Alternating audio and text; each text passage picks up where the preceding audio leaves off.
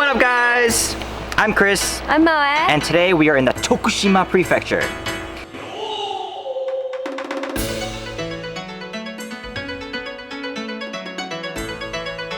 So we first came to Tokushima Prefecture via Kagawa Prefecture. We took a limited express train. It was about like $20 to $30, so not that expensive. I think it was around an hour-ish, so pretty convenient. And our first stop was the Awa Odori Kaikan, where we got to see a really cool traditional dance called Awa Odori. Odori means dance in Japanese. And actually Moe over here experienced it herself, so how was that? It was harder than I thought, harder than it looked. You flip your hands like that, and it looks easy, right? It looks easy, but it's actually not that easy because you have to coordinate your hands and legs as well. So it's kind of it's very rhythmical, and I think the reason why it was a little bit difficult was because typically when you're running, right, your right arm goes and your left leg goes up. But for this dance, you actually go right arm, right leg together, left arm, left leg together. So we got to practice it in our chairs first in the audience. This was after that we saw the beautiful performance. That was like literally so cool. It looked really lively, right? It looked very energetic. happy, very joyful. I felt really happy inside when I was watching it. So that was really cool. And then after we saw that performance, within this building, on the floor above it, you can actually go to a museum where you see kind of the historical timeline of how this dance evolved over time. So that was really cool.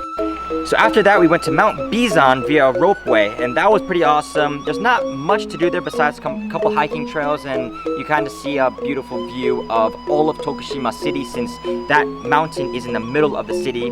So that was pretty awesome. And after that, we went to a Tokushima ramen restaurant, which is very, very famous here. Yep. So what's unique about Tokushima ramen is that the soup is a bit saltier than the other ramens.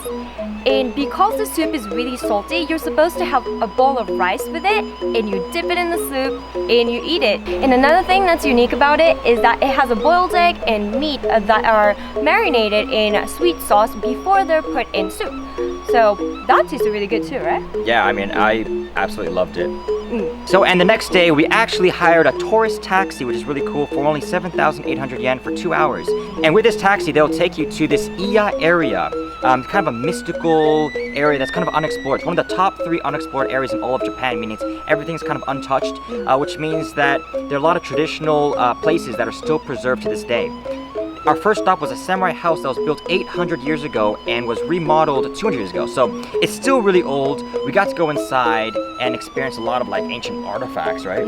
Yeah, and this samurai clan was the Heikei clan. Heikei clan. Which was a really powerful clan back in the day. So this house had a lot of kind of important meaning, historical meaning behind it. So definitely check it out if you're interested in that historical kind of knowledge. After that, we went to the Vine Bridge, which Moe over here scared me so much because if you look at it, it's like 2 vines. It's like one of those bridges that you would see like in a Jungle Book movie.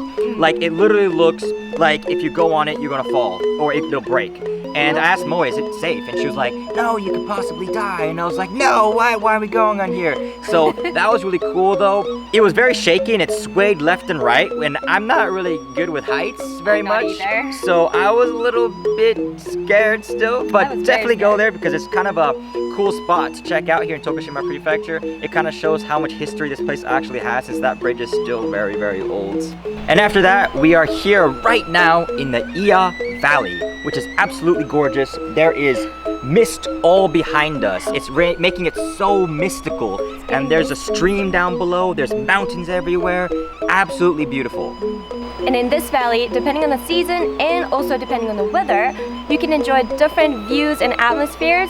So whenever you're in Tokushima Prefecture, don't hesitate to come here because you're definitely going to enjoy this view. And I guess one recommendation is that definitely get a car in Tokushima Prefecture because the train systems don't really go to many of these tourist areas. A car is very needed. And once again, if you guys really like that nature feel in Japan, Shikoku is a great island to go to, and Tokushima Prefecture is one of the best to see. And once again, this is Tokushima Prefecture. We're going to head to Kochi Prefecture next, which is directly west of here. And we'll see you guys in the next area. See you guys next time. Bye!